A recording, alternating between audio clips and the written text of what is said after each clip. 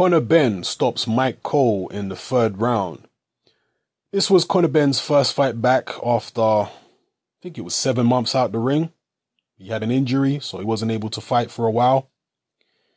But as him and his promoter Eddie Hearn have been saying, he hasn't been resting on his laurels for the past 7 months. He's been in the gym working and perfecting his technique and trying to improve, sparring obviously, and when he overcame the injury, he was sparring and whatnot.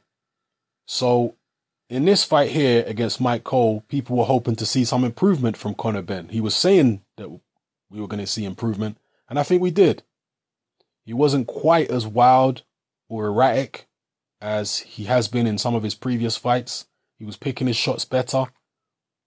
His punches were just flowing better than they were before. Still got plenty to work on. He's still very raw, but I definitely saw improvements there. It has to be said, the guy had a very limited amateur background, so they have to take their time with him. But there is talent there. I've said this previously, but I'm going to reiterate again for maybe those who didn't catch it the first time around. Stylistically and ability-wise, Conor Benn is a lot more similar to his dad, Nigel Benn, than Chris Eubank Jr. is to his dad, Eubank Sr. Now, I'm not necessarily saying that Conor Benn is better, pound for pound, than Chris Eubank Jr. or a better talent. That's not what I'm saying. I'm just saying stylistically and ability-wise, there's more similarity between father and son in the Benn family, at least when it comes to Conor Benn and his dad Nigel, than there is with Chris Jr. and Chris Sr. Chris Jr., I don't know what his reach is like compared to his dad's, but he appears to have shorter arms than his dad. He has faster hands than his dad, significantly faster. He's a much better combination puncher than his dad. And the biggest difference is he's a more natural inside fighter, Chris Jr., than his dad was. His dad was more of an outside boxer, whereas Chris Jr. really is more natural and more comfortable inside rather than on the outside like his dad. His dad was a bigger puncher, I would say, than Chris Jr. is, and I would say his dad was physically, naturally stronger than Chris Jr. So they have some similarities. Sometimes Chris Jr. will pull off certain little foot movements and whatnot that are reminiscent of his dad. But they're more different than they are alike as fighters. Chris Jr. and Chris Sr., they're really quite different. But with Conor and his dad Nigel in the Benn family, they are very, very similar. Obviously, Conor is a welterweight, whereas his dad was a middleweight and then super middleweight.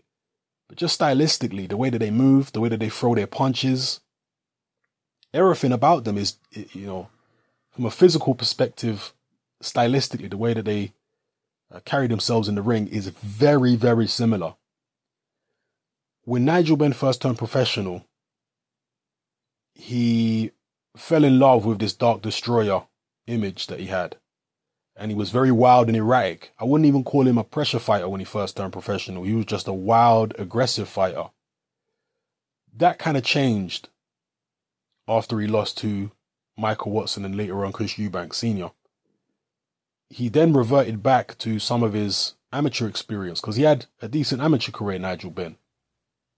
He reverted back to what he was doing in the amateurs because he could actually box a bit. He did have a nice little jab. He did have nice little movements and whatnot. And as I say, he kind of reverted back to that a bit after the Chris Eubank Sr.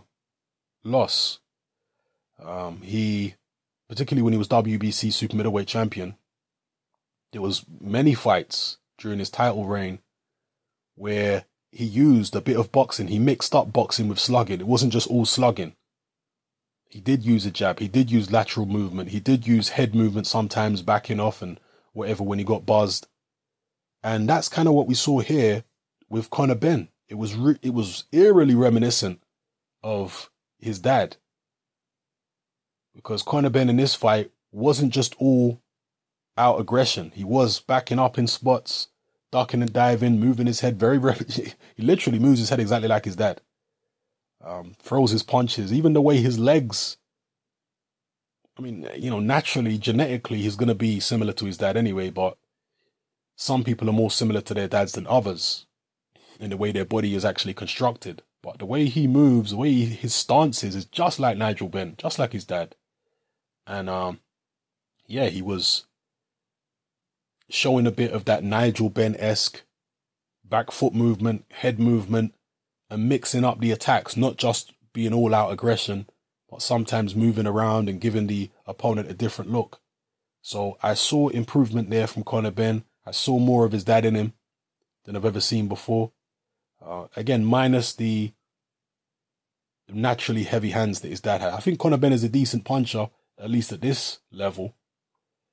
But I don't think he's as naturally heavy-handed pound for pound as his dad was. But in all other aspects, he seems very similar to him.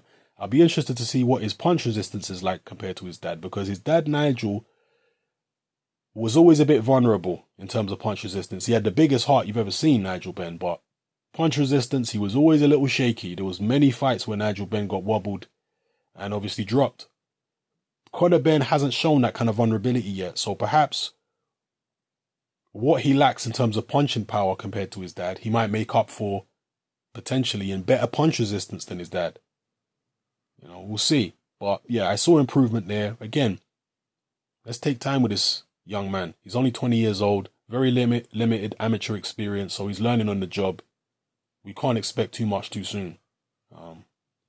We'll see how his journey progresses, but this was improvement. Again, he's fighting a very low level of opponent here, but you don't want to step him up until his technique and what he's doing against this level of opponent is, I don't want to say perfect, but as good as it's going to get until you step, before you step him up. You want to make sure he's not making certain mistakes against this level of opponent before you step him up. So, yeah, we'll see what he looks like in his next few fights. Drop your comments in the comment section below. Let me know how you felt about Conor Benn's performance. Did you think it was good? Did you think it was poor? Let me know how you feel. It's happening. I'm out.